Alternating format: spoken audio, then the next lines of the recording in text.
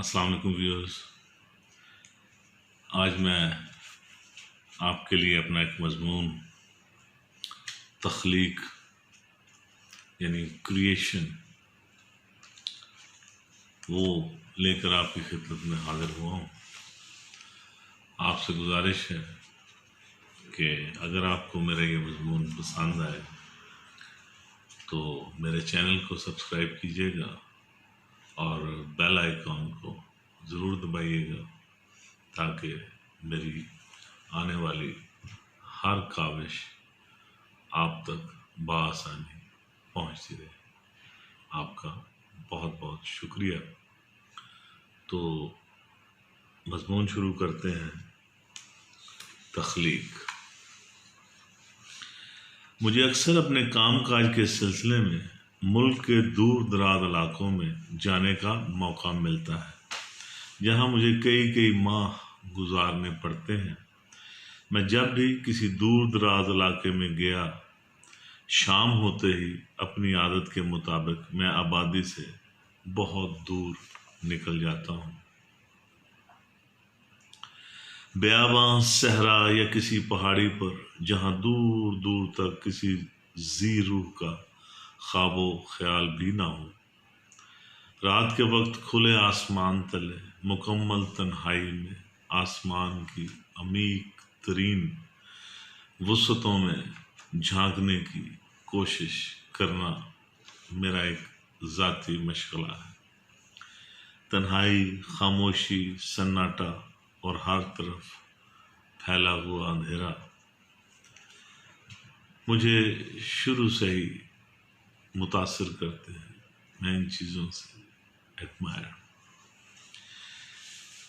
میں کھلے آسمان تلے پہروں جامد و ساکت چشم حیران سے زمین و آسمان کو تکتا رہتا ہوں۔ ایسے ہو کے عالم میں اپنے زندہ ہونے کا احساس، دل کی دھڑکن، نبض کی رفتار تک کو سن کر عقل حیران و پریشان ہو کر رہ جاتی ہے۔ میں کون ہوں؟ یہ سب کچھ کیا ہے؟ میں زندہ کیسے ہوں؟ میری نبض کیسے اور کیوں چل رہی ہے؟ کمال ہے بھائی، کیا شاہکار ہے۔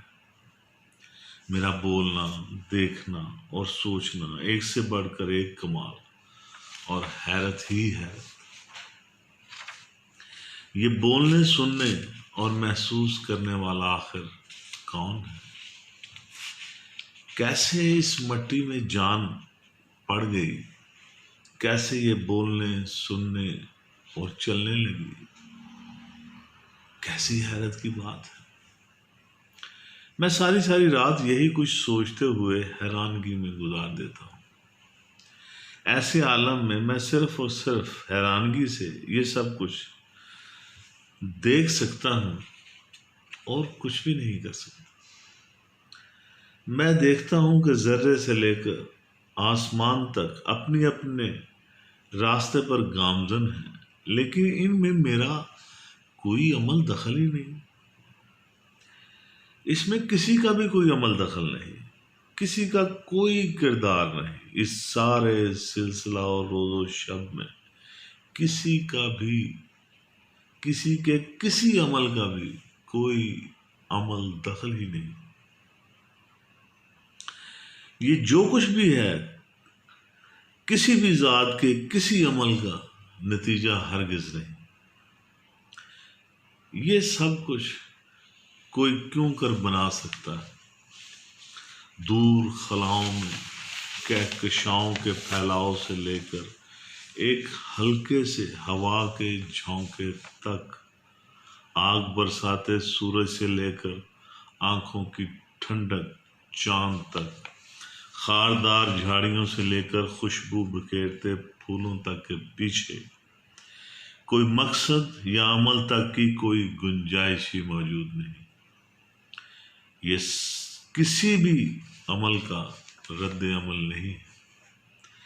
یہ قدرتی خاصیت ہے جو ہر شے میں موجود ہے، کسی کا فعل ہرگز نہیں۔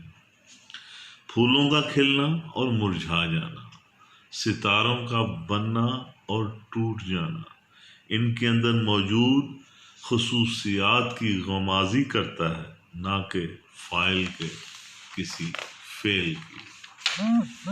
یہ فاعل، فعل اور مفعول پانی پر کچھ دیر کے لیے بننے والے لہر و بھنور ہیں جو کچھ دیر کے بعد خود بخود ذہن کے پردے سے غائب ہو جاتے ہیں۔ سمندر میں قطرہ و موج و حباب ہر وقت پیدا ہوتے ہیں اور غائب ہو جاتے ہیں۔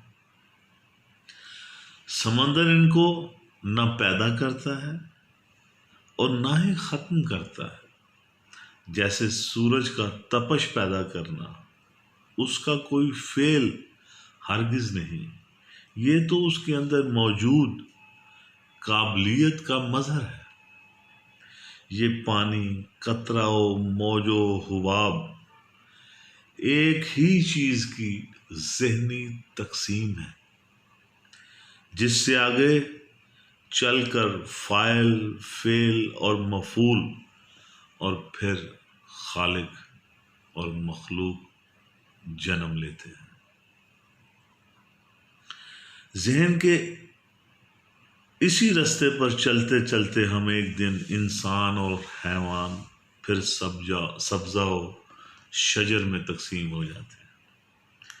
بس یہی نہیں، ایک قدم اور بڑھائیں تو شیطان و رحمان، نیک و بد، اور آخر میں جنت اور دوزخ تک پہنچانے کا ذہن کے پاس مکمل انتظام موجود ہے، اور وہ ایک دن آپ کو وہاں پہنچا بھی دیتا ہے۔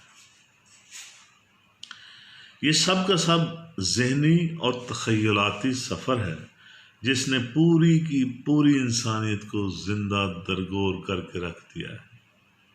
یہ اول و آخر، ظاہر و باطن، حال ماضی اور مستقبل، آگے پیچھے اور دائیں بائیں، سب کچھ اسی ذہنی تقسیم کی وجہ سے دکھائی پڑتا ہے۔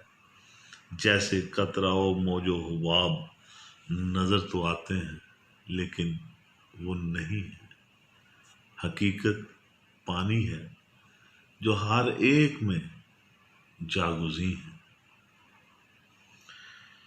ذہن اسی وجہ سے خالق اور مخلوق کی تقسیم میں الجھا ہوا ہے، اور ہم سب اسی فریب میں مبتلا ہیں۔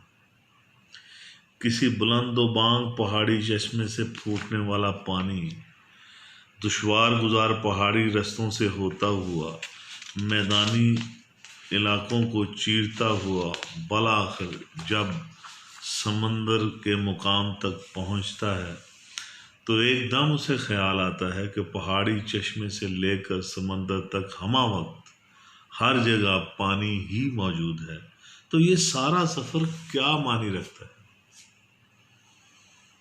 اس پہاڑی چشمے سے سمندر تک کا سفر کیا معنی رکھتا ہے جبکہ ہر جگہ، ہر مقام پر، ہر موڑ پر، ہر اونچائی نچائی پر پانی ہی پانی ہے۔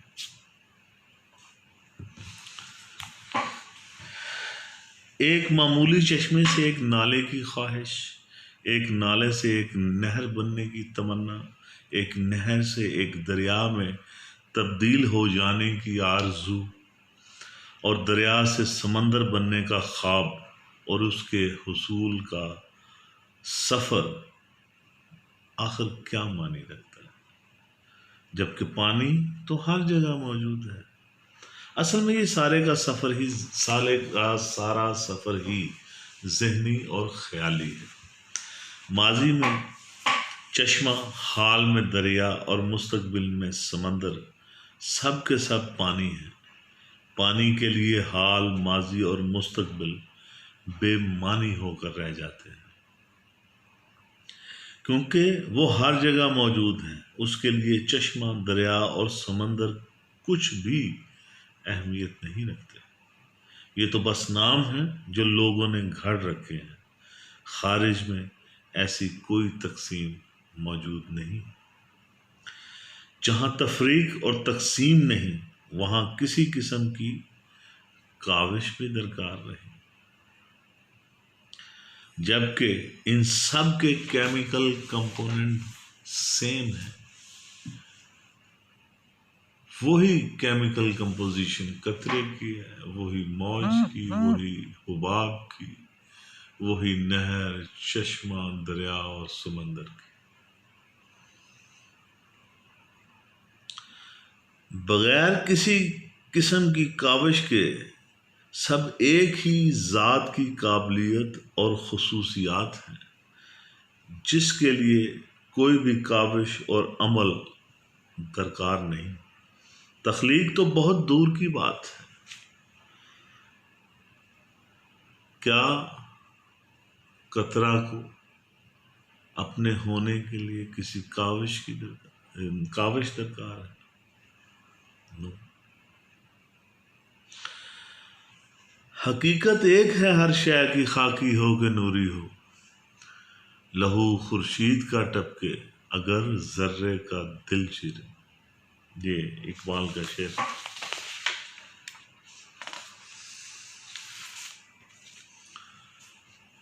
آپ کا بہت بہت شکریہ۔